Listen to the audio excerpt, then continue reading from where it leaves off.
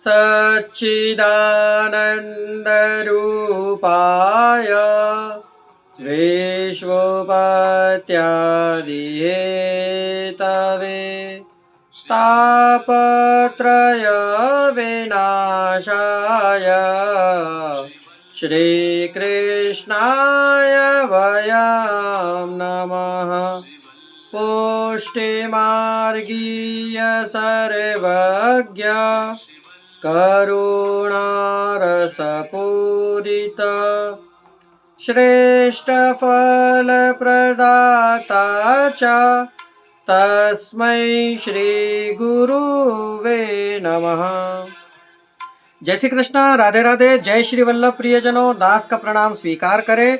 आज ये दास उपस्थित है आपके सामने एक अपराध के बारे में कथा लेकर कि वल्लभ कुल के बारे में यदि आप मन में कोई संशय लाते हैं, यदि आप कोई अपराध करते हैं तो उसकी सजा कैसी होती है, ये जानेंगे इस कथा के माध्यम से।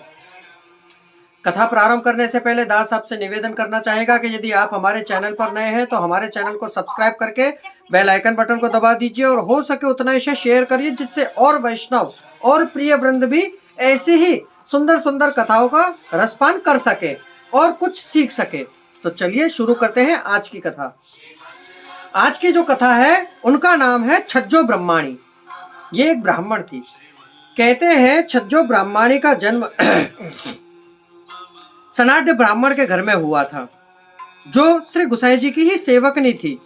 कहते हैं इनका भाव कि ये तामस भक्त है और लीला में इनका नाम कलहारिता है। कलहारिता का अर्थ होता है कलह और कलह का अर्थ होता है क्लेश।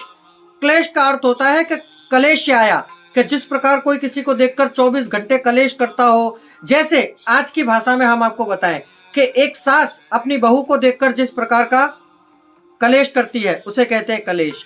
जिस प्रकार एक पिता पुत्र के ना कमाने पर पुत्र से बार बार जब कहता है कुछ, उसे कहते हैं कलेश। ऐसे ही इनका भाव कलेश का था। यह मथुरा में एक सनाढ़ के बाद जन्मी थी। जब ये 10 वर्ष की हुई तब इनके माता पिता ने इनका विवाह उन्हीं की बिरादरी के एक ब्राह्मण के साथ कर दिया। समय 55 का आया, ये 55 साल की हुई तब इनके पिता माता पति इनकी मृत्यु हो गई। अब ये इनको किसी के साथ अच्छा नहीं लगता, क्योंकि इनकी ननद थी और जैसे घर में तो, और कहते हैं ना पहले समय में क्या था कि सब लोग साथ में रहते थे। आज के समय पर तो बहू अकेला रहना पसंद करती है, सास ससुर के साथ रहना पसंद नहीं करती है। कोई भी बहू हो संसार में, वह अकेला एकत्र रहना पसंद इसलिए करती है कि उसे कलेश सहन नहीं होता है। यदि ये आदत कोई डाल ले अपने अंदर तो घर स्वर्ग से भी उत्तम हो जाएगा। अब ये वहां से जब ये कलेश करते सबके साथ, तो इनके साथ कोई बोलता नहीं था। जब कोई नहीं बोलता था तो इनके मन में बड़ा दुख होता था। अब भाई कोई कलेश के साथ कैसे बात करेगा, जरा सी बात करो तो ये कलेश कर दे। ये वहां से गोकुल को आई और श्री गुसाई जी की शरण में आई। श्री गुसाई जी की आज्ञा से श्री भामिनी बहू जी की खवासी में रही। भामिनी बहू जी इस पर सदैव प्रसन्न रहती, परंतु इनकी एक खास आदत थी।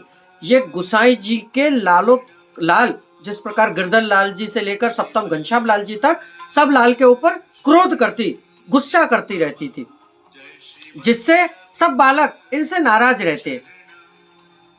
ये छज्जो ब्रह्माणी जिस प्रकार गुसाई जी के बालकों पर नित्य गुस्सा करते, तो श्री गुसाई जी भी खूब दुख पाते। एक बार श्री गुसाई जी का एक सेवक वहां खड़ा था।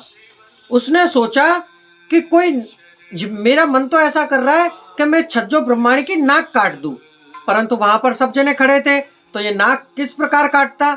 इसने सोचा कि मैं एकांत मौके का फायदा उठाऊंगा। एक दिन ऐसा ही मौका आया। छज्जो ब्रह्माणी सो रही थी, रात्रि का समय था, घोर अंधकार था। तब वहां पर भगवंत करके एक श्री गुसाई जी का सेवक था। उस भगवंत ने अत करी ना बत करी, छज्जो ब्रह्माणी की नाक फट से काट दी और काट के भाग गया। अब जब ये सब बात पता लगी सबको, तब भामिनी बहू जी ने श्री गिरधर लाल जी, श्री गुसाई जी के प्रथम लाल जी श्री गिरधर लाल जी से विनती करी कि आप इसे कुछ कहिए भगवंत को। उन्होंने कही कि ये तो श्री गोसाई जी के सेवक हैं, इनसे हम तो कुछ कह नहीं सकते। सब शांत रहे। अब भगवंत वहां हो तो उससे कोई कहे ना। श्री गोसाई जी बाहर आकर बहुत चिल्लाए, परंतु भगवंत तो वहां था ही नहीं, वह तो छुप छुपाता हुआ घूम रहा था। जब कुछ समय पश्चात भगवंत वापस आया तो आकर श्री गोसाई जी के चरणों में गिरकर दंडवत प्रणाम किया। तब श्री गोसाई जी ने उसे खूब चिल्लाया, खूब डांटा। तब वह बोला, हे महाराजा धीराज, मैं क्या करूं, ये तो प्रभु की आज्ञा थी। अब श्री गोसाई जी के मन में जब, क्योंकि गोसाई जी पूर्ण पुरुषोत्तम है और उनके मन में संशय जगता है, तो उनके परम भगवदीय जो अनन्य कृपा पात्र वैष्णव है, वह मन के भाव जान जाते हैं। ऐसा ही भाव जानकर उन्होंने, सब जनों ने इस बात को जाने दिया। क्यों कि इन्होंने सब छज्जो ब्रह्माणी जो थी उससे अपराध हुआ था वल्लभ बालकों पर गुस्सा कर कर। तो ये महा अपराध है, घोर पाप है। ऐसे पाप को पूर्ण पुरुषोत्तम ने सूक्ष्म एक समुद्र जैसे पाप को एक बाल्टी जैसे पानी से निकाल दिया, खत्म कर दिया।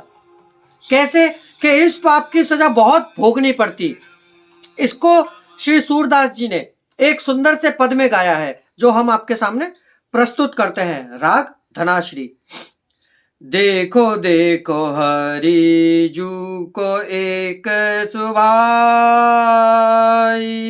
अति गंभीर उदार उदित जाने, अति गंभीर उदार उदित जाने, शिरोमणि रई।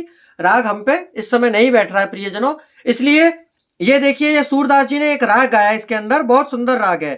कहते हैं प्रभु बहुत कृपालु है, वह इस ब्रह्माणी के अपराध को, बहुत बड़े अपराध को, एक छोटे से, एक ये समझिए कि एक बहुत बड़े यानी कि एक विशाल सागर हो, और उस विशाल सागर में से यदि कोई एक बाल्टी जल ले ले तो उस जल से उस सागर को कोई क्षति नहीं पहुंचती है। उसी प्रकार श्री गोसाई जी के मन के भाव को जानकर भगवंत ने इनकी नाक काट दी। इतने बड़े अपराध को सिर्फ एक छोटी सी सजा के माध्यम से हटा दिया।